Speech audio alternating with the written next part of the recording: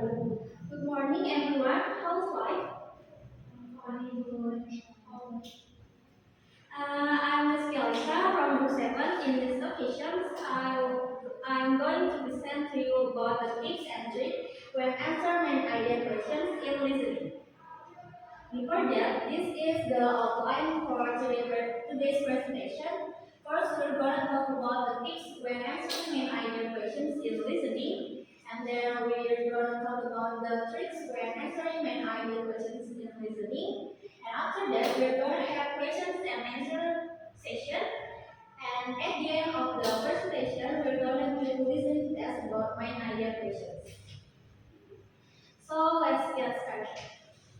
First, we're going to talk about the tips when answering main idea questions in listening. But before that, we should know what is main idea and how a main idea may appear on the listening test. So the definition of main idea is the main point or message conveyed by the speaker. It is the most important information that the listener should take away during the listening process.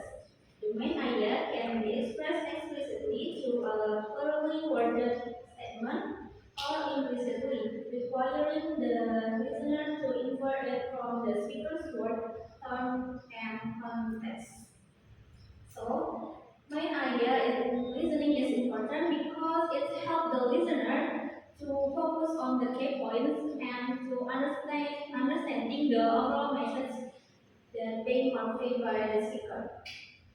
And how a main idea may appear on the test. Main idea may appear on the test such as what do the professor and the student mainly talk about? What is the lecture mainly about? What are the speakers mainly discussing? And why does the student want to meet the lecturer? So are you guys understand what is main idea? Okay, we are going to talk about the tips because we have already understand about the main idea. The first tips is listen actively, and the second tips is take notes. The first and the second tips are general tips in doing listening tests. The is listen actively and take notes. Listen actively involves staying engaged with the content of the listening message and making a conscious effort to understand the main ideas and the key details. And then take notes. It helps you to remember the important information in the message and to organize your thought for answering the questions. And then three, the third, pay attention to transition words.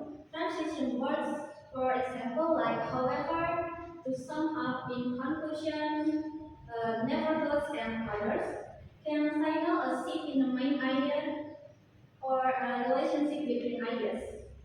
By paying attention to transition word, you can better identify the main idea and understand how it relates to the supporting details. And fourth, consider the context. The context of the listening message can help you to identify the main idea by providing information about the topic, the purpose, and the audience of the message. For example, if you listening to a lecture about the history of a particular country, and the main idea may be related to a significant event or period in that country history.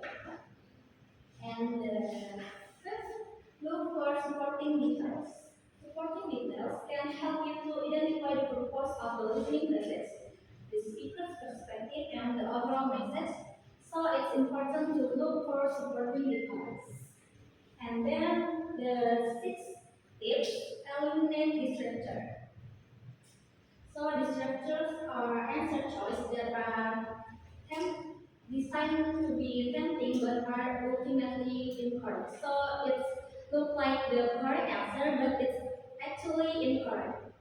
So you guys should eliminate the distractors and and improve your chance of selecting the correct answer. And the last one,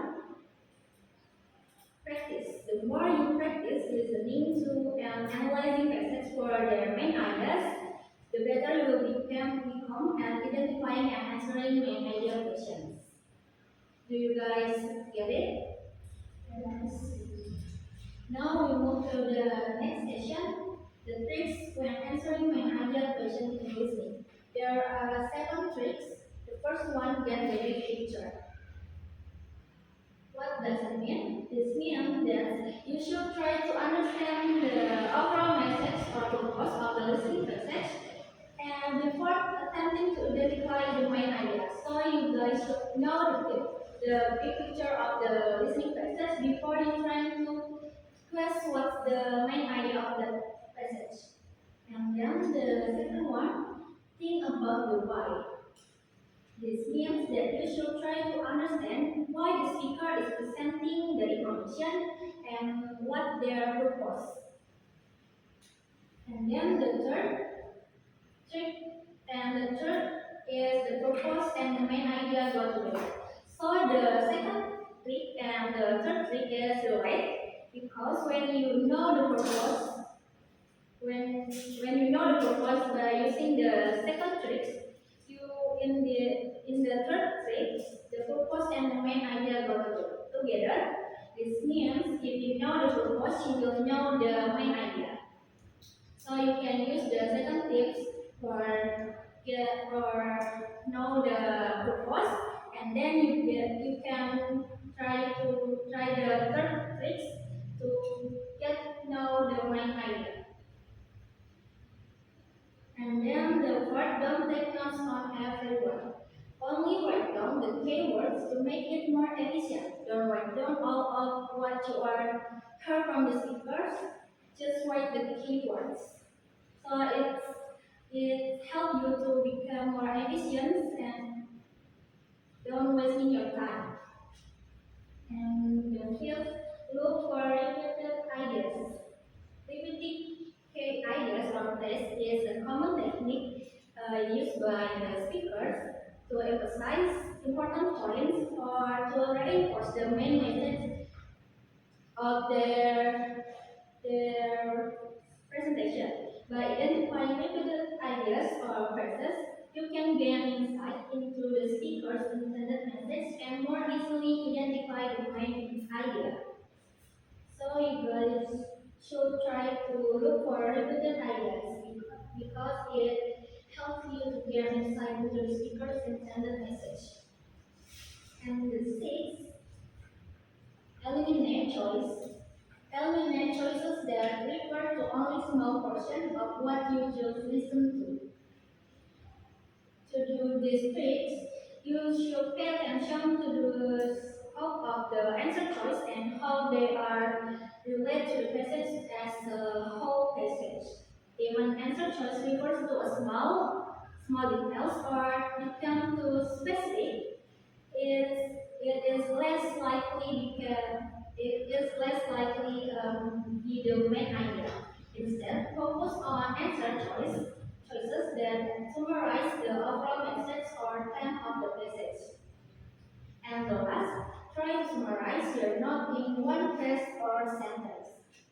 So to do this trick, the trick number 7, you should do taking notes when you are doing listening test, and after that, review your notes, and then try to condense this information into a single phrase or sentence that captures the overall message that you are hearing from the speaker. By summarizing your notes in this way, you can quickly and efficiently identify the main idea and be better prepared to answer the main idea. And yep, that's all the tips and tricks about when answering main idea questions in listening. One thing we must remember that no matter how many tips and tricks we know, but when we are not apply it and not keep practicing, it's gonna be useless. So remember, practice makes perfect.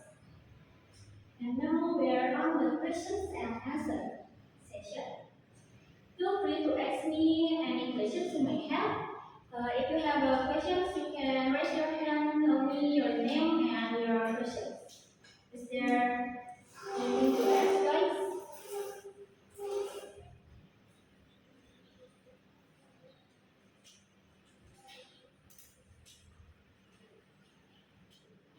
Okay, I think there is no questions. So we're gonna move to the last session that is listening test about my idea questions. So I hope you can use the tips and tricks that we learned previously in this session. Before we begin, please prepare your paper and your pen. And I will read some of the rules for this test. First, you cannot repeat audio that has already been played. Second, questions will appear after the audio has finished playing. And third, questions are in multiple choice format. And fourth, you have 30 seconds to answer one question. And the last, you are allowed to take notes. The questions will be 10 questions. So I hope you guys can get all correct. Are you guys ready? Remember to stay focused and let's get started. Now, listen to a conversation between a student and an advisor.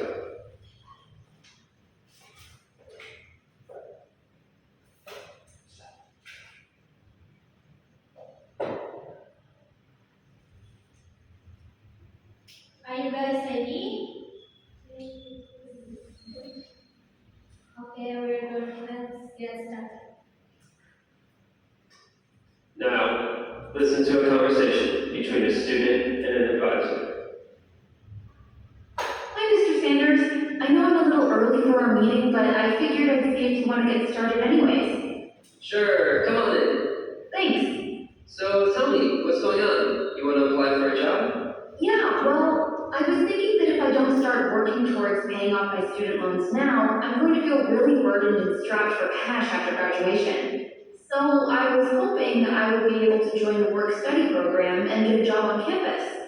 You're a smart student. We can definitely sign you up for the work-study program. No problem. Okay, so let me get the form really quickly here. Right. Okay, so the jobs offered in the work-study program are only part-time. Of course, so you can dedicate enough time to your studies. You can either apply for a job that requires 10 hours a week or 20 hours a week. I suggest you start with a 10-hour a week so you don't overload yourself. Well, I think I'd rather work 20 hours a week. I mean, I want to make money faster and pay off as much of my loans as quickly as possible. It's good that you're thinking ahead, but considering you're a freshman with a full class schedule, it wouldn't be wise to increase your workload so much. I'm a really hard worker, though. I know I can do it. I'm determined.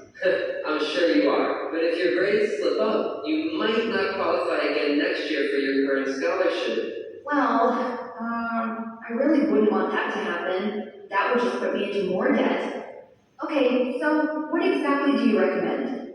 I'm going to give you permission to work 10 hours a week in the work-study program. I'll sign this form, and then you will need to take it to the job center, and they will help you find a job there. Make sure you let them know it's for a work-study position, since we have jobs reserved for those students. Once you find a job and work for a little bit, see how it goes, and then we can discuss giving you more hours. Okay, sounds like a plan. Thanks for your help. Now, answer the questions. 1. Why does the student want to meet with the advisor?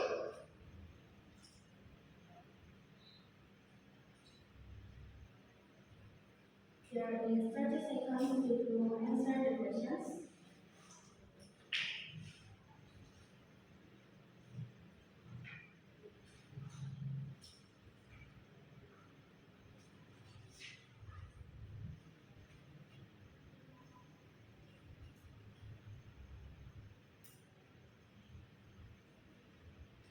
Okay, time is up. So we're going next to the second questions. Now, listen, it's part of the talk in an astronomy class. Alright, so just to quickly pick up where we left off, the ancient Greeks and Romans believed there were 7 planets, All these were visible to the naked eye: Mars, Jupiter, Venus, Saturn, Mercury, the Sun, and the Moon. Nowadays, we don't consider the Sun and the Moon planets, but as of right now, we have 8 planets in our solar system. Well, 9 if you count Pluto as a planet. Anyway, so we have Mars, Jupiter, Venus, Saturn, Mercury, Earth, and of course later, Pluto, as I just mentioned, which gives us 7. What 2 planets are we missing here? Jeff? Uranus and Neptune, I think? That's right. The discovery of the planet Neptune was one of the highest points in the development of gravitational theory. You might remember that most people before this time believed in the geocentric view of the Earth. That is, that the Earth was the center of the universe and that the Sun and the Moon and the rest of the planets revolved around it. And it was Copernicus who first proposed the heliocentric model.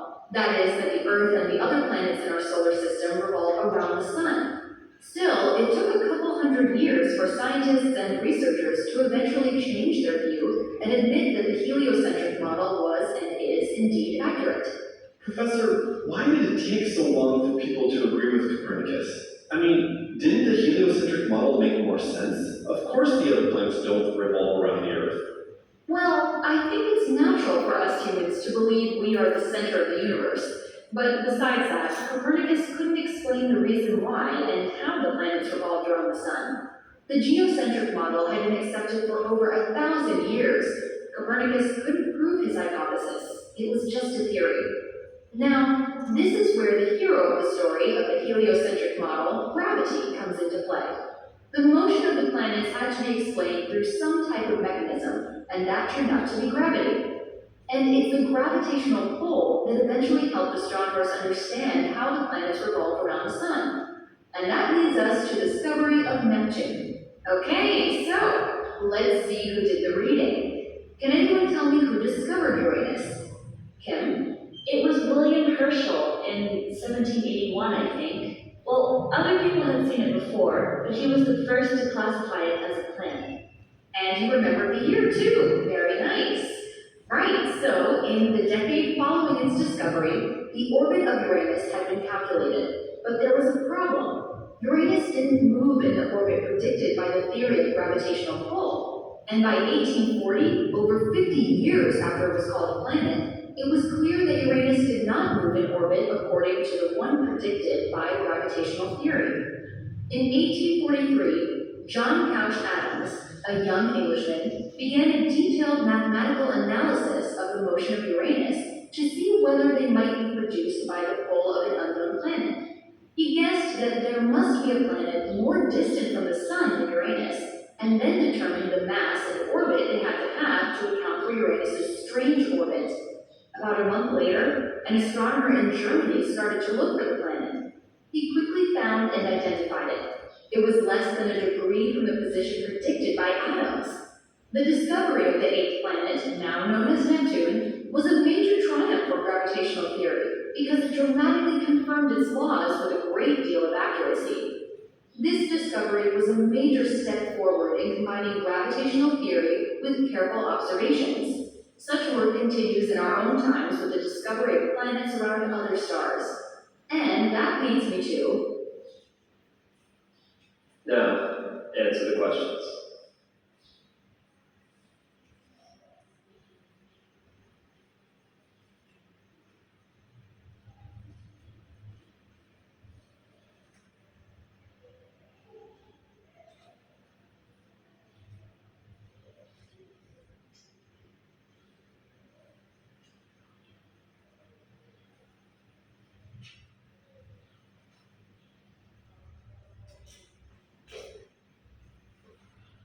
Now time is up. We are going to the next questions.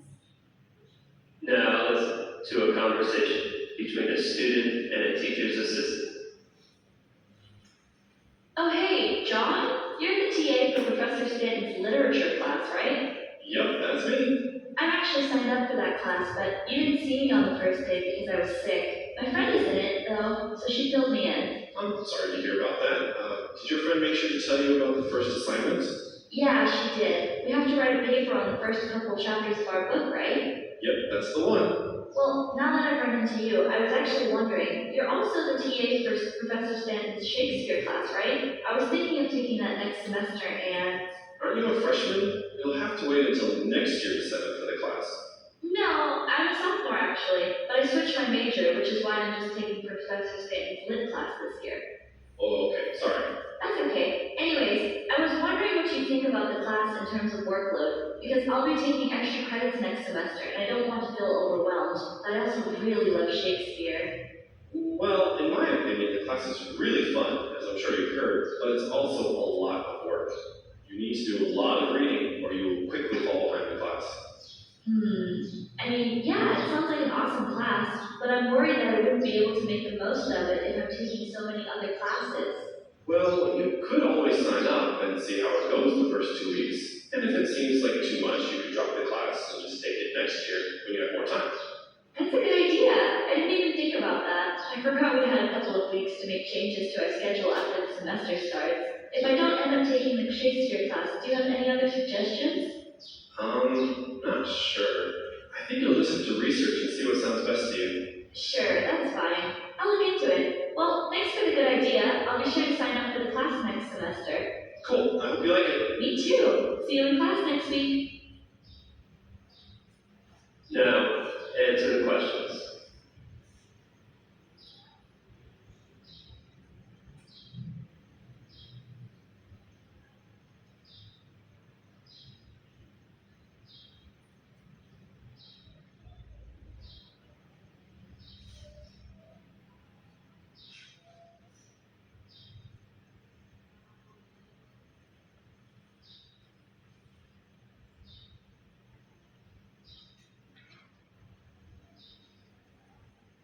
Now we're next to the first questions.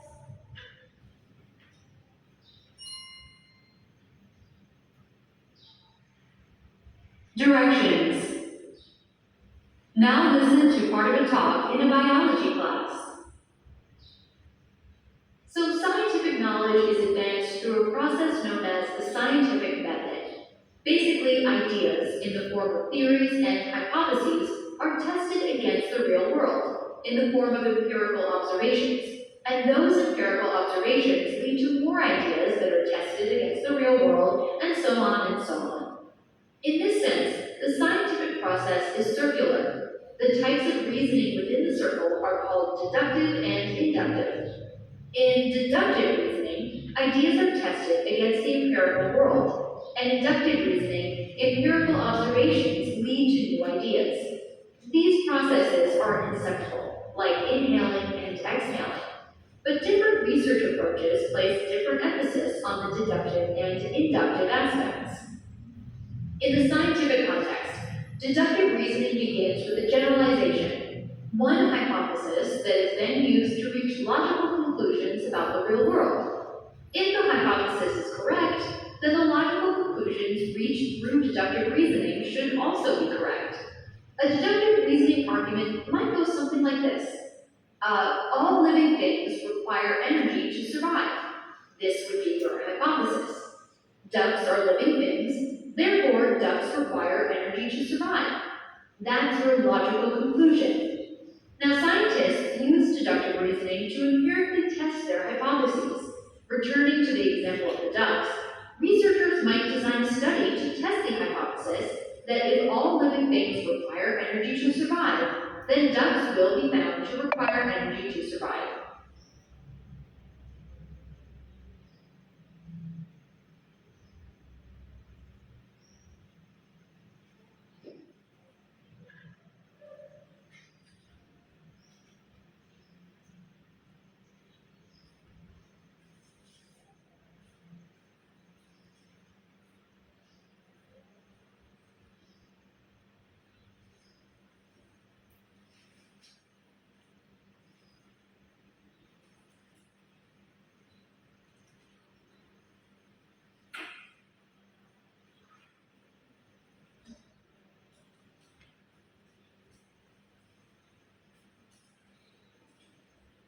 Directions.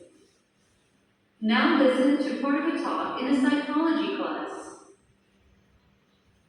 Now, insomnia a consistent difficulty in falling or staying asleep, is the most common of the sleep disorders. Individuals with insomnia often experience long delays between the times that they go to bed and actually fall asleep. In addition, these individuals may wake up several times during the night only to find that they have difficulty getting back to sleep. One of the criteria for insomnia involves experiencing these symptoms for at least 3 nights a week for at least 1 month's time. It is not uncommon for people suffering from insomnia to experience increased levels of anxiety about their inability to fall asleep. This becomes a self-perpetuating cycle because increased anxiety leads to increased arousal, and higher levels of arousal make the prospect of falling asleep even more unlikely. Now, chronic insomnia is almost always associated with feeling overtired and may be associated with symptoms of depression. There may be many factors that contribute to insomnia, including age, drug use, exercise, mental status, and bedtime routines.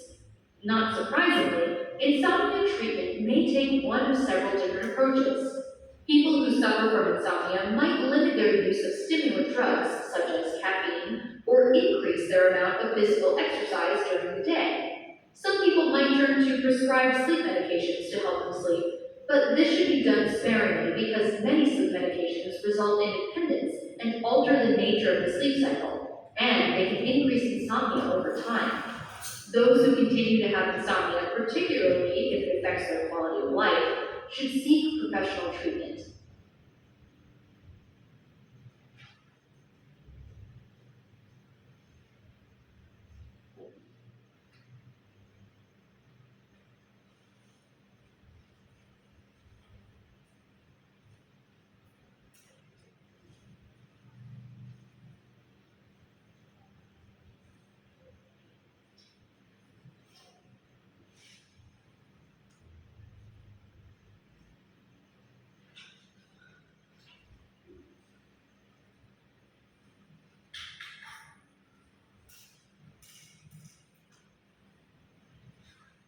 Directions.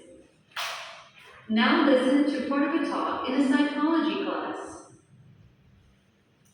So, although strict behaviorists such as Skinner and Watson refused to believe that cognition, such as thoughts and expectations, plays a role in learning, another behaviorist, Edward C. Tolman, had a different opinion. Tolman's experiments with rats demonstrated that organisms can learn even if they do not receive immediate reinforcement. This finding was in conflict with the prevailing idea at the time that reinforcement must be immediate in order for learning to occur, thus suggesting a cognitive aspect to learning. In the experiments, Tolman placed hungry rats in a maze with no reward for finding their way through it. He also studied a comparison group that was rewarded with food at the end of the maze. Now, as the unreinforced rats explored the maze, they developed a cognitive map, a mental picture of the layout of the maze. Now, after 10 sessions in the maze without reinforcement, food was placed in a goal box at the end of the maze. As soon as the rats became aware of the food, they were able to find their way through the maze quickly, just as quickly as the comparison group, which had been rewarded with food all along. This is known as latent learning that occurs but is not observable in behavior until there is a reason to demonstrate it.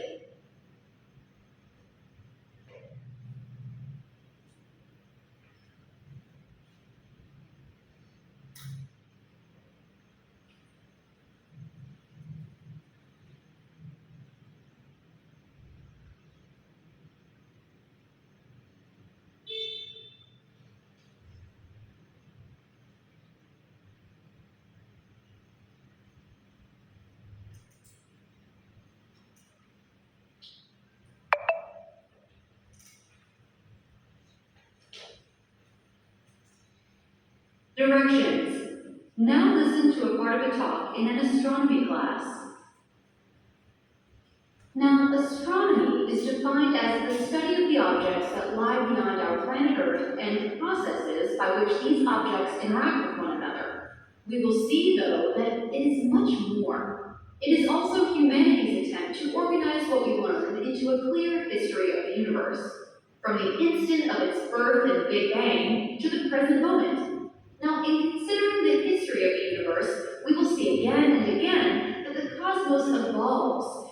It changes in profound ways over long periods of time. For example, the universe made the carbon, the calcium, and the oxygen necessary to construct something as interesting and complicated as you. Today, many billions of years later, the universe has evolved into a more hospitable place for life. Tracing the evolutionary processes that continue to shape the universe is one of the most important and satisfying parts of modern astronomy.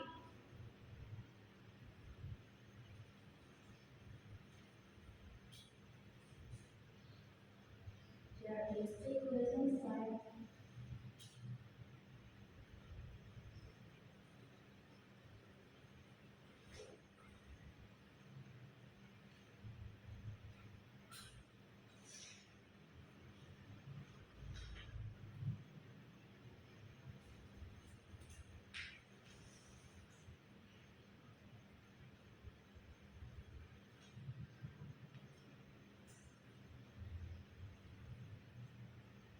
Directions. Now listen to part of a talk in a sociology class. Now, although all of us violate norms from time to time, few people will consider themselves deviant. Those who do, however, have often been labeled deviant by society and have gradually come to believe it themselves. Now, labeling theory examines how members of a society decide what is considered deviant behavior. Thus, what is considered deviant is not determined so much by the behaviors themselves or the people who commit them, but by the reactions of others to these behaviors. As a result, what is considered deviant changes over time and can vary significantly across cultures.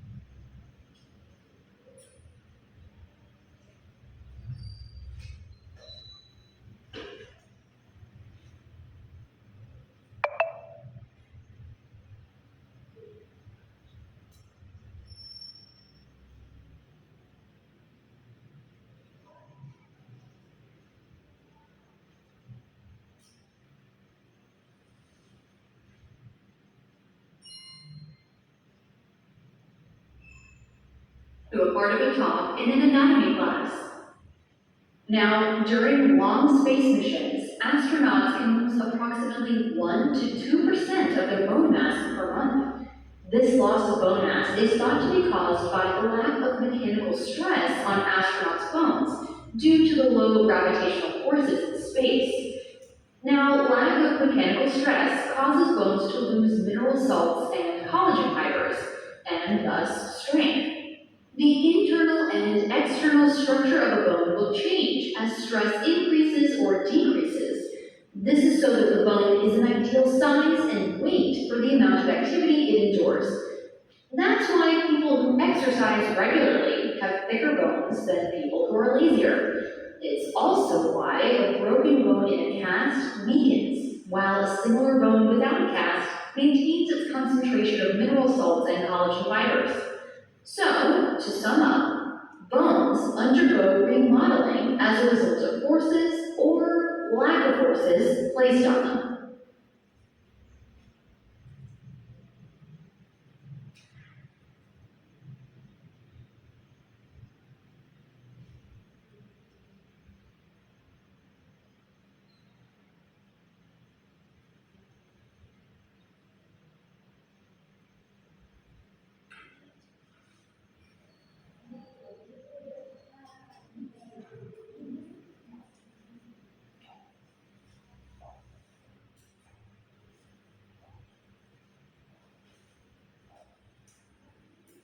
And now we are going to the last question, number 10.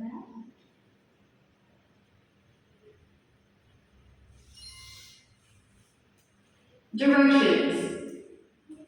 Now listen to a part of a talk in an anatomy class. Now, our body weight is affected by a number of factors, including gene-environment interactions and the number of calories we consume versus the number of calories we burn in daily activity. If our caloric intake exceeds our caloric use, our bodies store excess energy in the form of fat. If we consume fewer calories than we burn off, then stored fat will be converted into energy. Our energy expenditure is obviously affected by our levels of activity, but our body's metabolic rate also comes into play. So, a person's metabolic rate is the amount of energy that is expended in a given period of time, and there is tremendous individual variability in our metabolic rates. People with high rates of metabolism are able to burn off calories more easily than those with lower rates of metabolism. Now, we all experience fluctuations in our weight from time to time, but generally, most people's weights fluctuate within a narrow margin in the absence of extreme changes in diet or physical activity. This observation led some to propose a set point theory of body weight regulation. The set point theory asserts that each individual has an ideal body weight or set point which is resistant to change. This set point is genetically predetermined, and efforts to move our weight significantly from the set point are resisted by our phylogenetic makeup. Now, some of the predictions generated from this particular theory have not received empirical support. For example, there are no changes in metabolic rate between individuals who have recently lost significant amounts of weight and a control group. In addition, the set point theory fails to account for the influence of social and environmental factors in the regulation of body weight. Despite these limitations, set point theory is still often used as a simple, intuitive explanation of how body weight is regulated.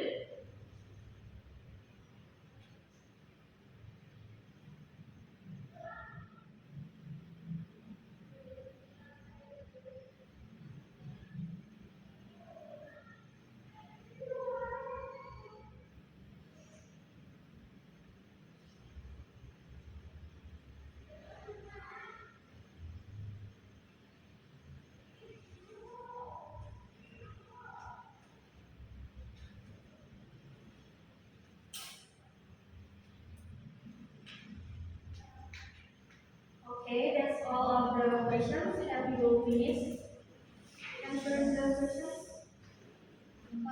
Do we need to repeat it one more time or just repeat for a few questions? Can you repeat number 6 and number 9? And the 6 and 9. Okay. We're going to repeat the number 6 and number 9 questions.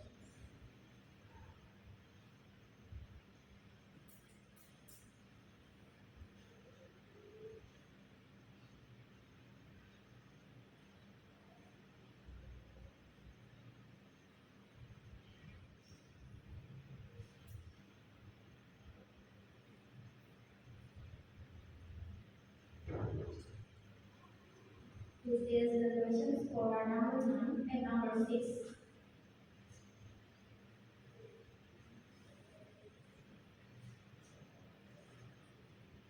Directions. Now listen to part of a talk in a psychology class. So, although strict behaviorists such as Skinner and Watson refused to believe that cognition, such as thoughts and expectations, plays a role in learning, another behaviorist, Edward C. Tolman, had a different opinion. Tolman's experiments with rats demonstrated that organisms can learn even if they do not receive immediate reinforcement. This finding was in conflict with the prevailing idea at the time that reinforcement must be immediate in order for learning to occur, thus suggesting a cognitive aspect to learning. In the experiments, Tolman placed hungry rats in a maze with no reward for finding their way through it. He also studied a comparison group that was rewarded with food at the end of the maze. Now, as the unreinforced rats explored the maze, they developed a cognitive map, a mental picture of the layout of the maze. Now, after 10 sessions in the maze without reinforcement, Food was placed in a gold box at the end of the maze. Well, as soon as the rats became aware of the food, they were able to find their way through the maze quickly. Just as quickly as the comparison group, which had been rewarded with food all along. This is known as latent learning that occurs but is not observable in behavior until there is a reason to demonstrate it. This is the questions.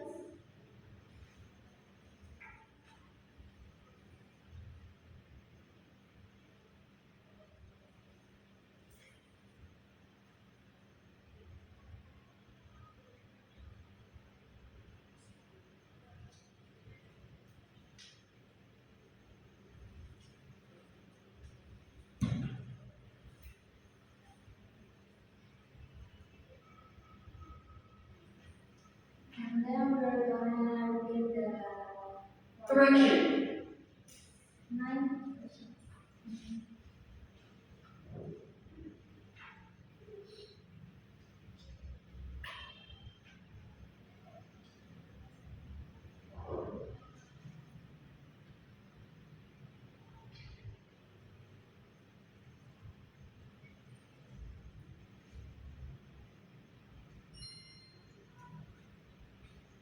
Directions. Now listen to a part of a talk in an anatomy class. Now, during long space missions, astronauts can lose approximately 1 to 2% of their bone mass per month. This loss of bone mass is thought to be caused by the lack of mechanical stress on astronauts' bones due to the low gravitational forces in space. Now, lack of mechanical stress causes bones to lose mineral salts and collagen fibers, and thus strength. The internal and external structure of a bone will change as stress increases or decreases.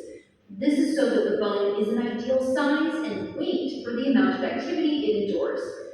That's why people who exercise regularly have thicker bones than people who are lazier. It's also why a broken bone in a cast weakens, while a similar bone without a cast maintains its concentration of mineral salts and collagen fibers. So, to sum up, bones undergo remodeling as a result of forces or lack of forces placed on them.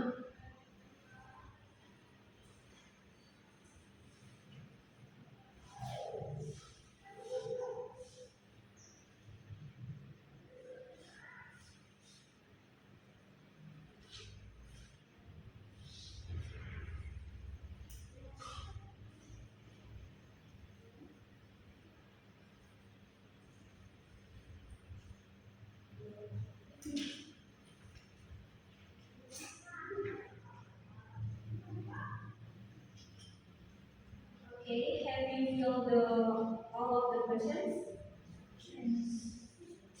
Then let's check the answer. Let's check for the correct answer. We're starting from the first question.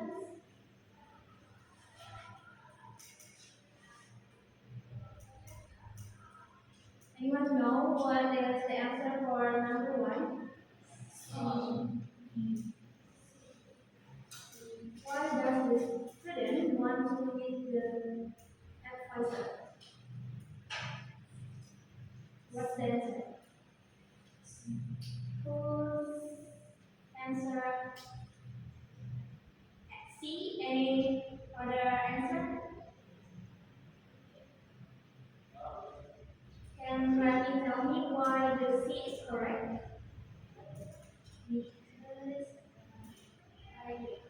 Because saya mendengar tentang sign up sama work study program. Sebenarnya juga ada kata job tapi which was scholarship. Ya, jadi jawaban untuk nomor 1 ini the C is correct. She wants to sign up for the work study program because what Rani said is right. She mentioned about sign up for the work study program. And then next question, number 2. What is the answer? Can Radhika tell me the answer and why answer? Saya menjawab A karena di audio tadi ada menjelaskan karena seluruh kuliah didedikasikan untuk menjelaskan apa yang menyebabkan penemuan virus dan mengapa hal itu terjadi. Okay. So the number one, the correct answer is A. So our is correct. And next, number three. Anyone have an answer for number three? What's the answer of the third question?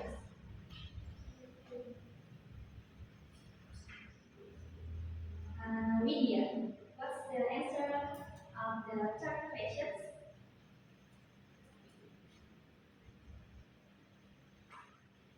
Okay. Can you more louder, please? Okay. Why do you think A is correct? The student wants to talk to the teacher about taking this semester, last semester, and specifically wants to ask about the workload and how hard the class is. Okay, A is correct because he wants to take professor's sentence Shakespeare class next semester. And then number four, Bernard. Can you answer number four?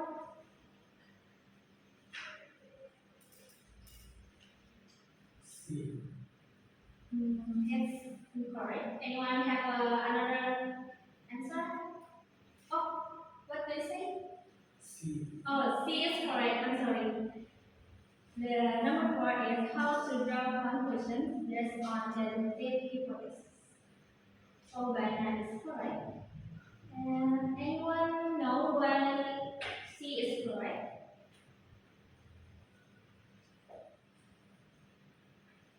Cetak, do you know why C is correct?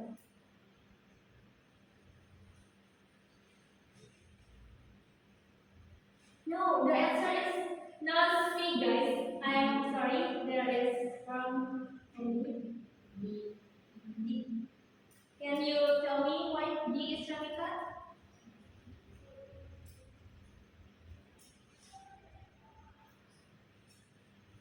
Karena pada penjelasan audio tadi menjelaskan penelitian berbasis penalaran derivatif kuliah adalah tentang bagaimana ilmuwan menggunakan metode ilmiah. Okay, that's correct. So for number four, the correct answer is D. Using the scientific method to do dedicated reasoning-based research. Next, number five. Once again, Rana, can you answer number five? B. Are you sure the answer is B?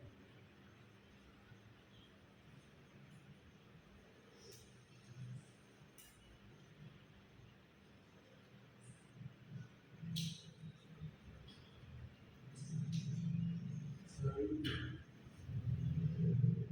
The correct answer is C. Why C? Why do you think C is correct? Karena di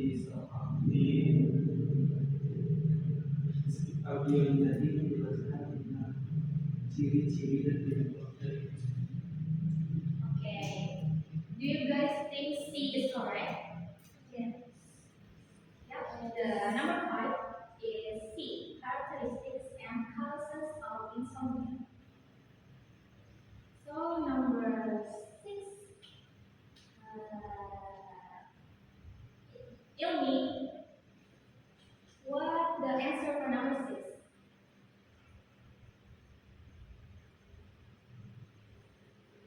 Okay. What is A?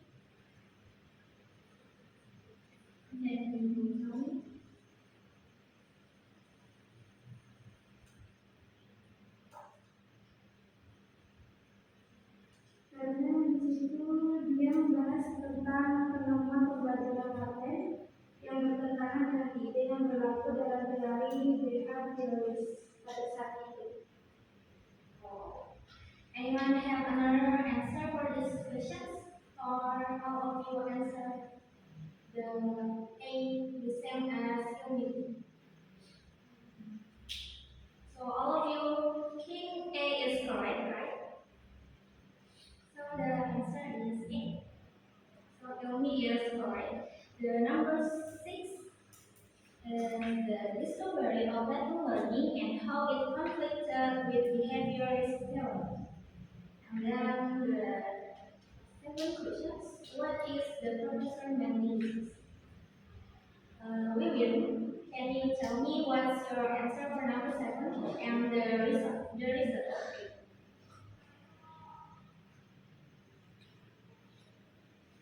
A. Older please. A. Why you choose A?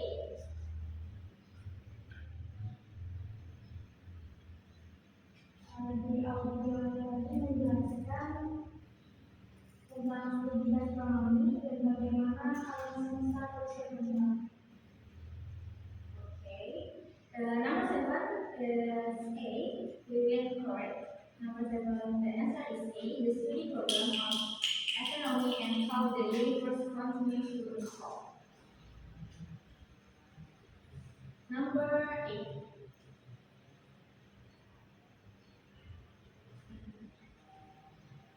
Latif, can you tell me what's your answer for number 8 and the reasons why you choose the answer choices?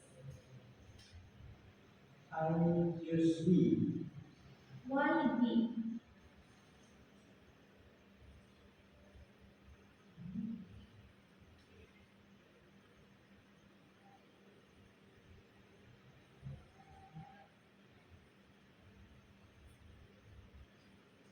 Because the vector is explained that what is considered invariant is determined not so much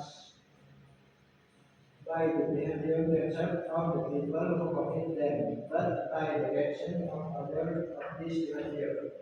It is invariant significantly across the culture. Okay, number 8 is correct. B. Also several norms reflect who is able to deviation. Then next, number 9. Raka is Sana. Can you tell me what's your answer for number 9 and why you choose that answer? A. Why A? Karena tadi saya dan exercise. Dan situ di bawahnya saya yang ambil exercise. Oh, you heard about exercise and all of the options. Just A, include the exercise. Okay, the correct answer is A. Most stressors such as exercise affect bone cells. So Rebecca is correct. And the last question.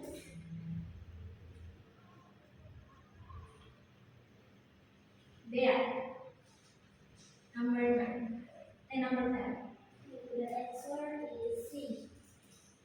Why you think C is correct?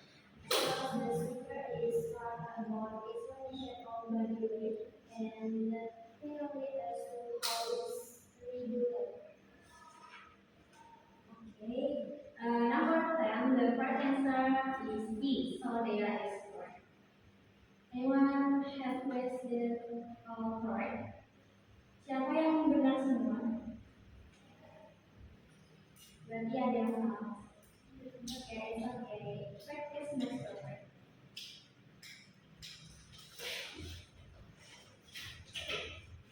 Okay guys, that's all of my presentations. Thanks for your attention and I hope you can understand what I'm trying to convey in this presentation.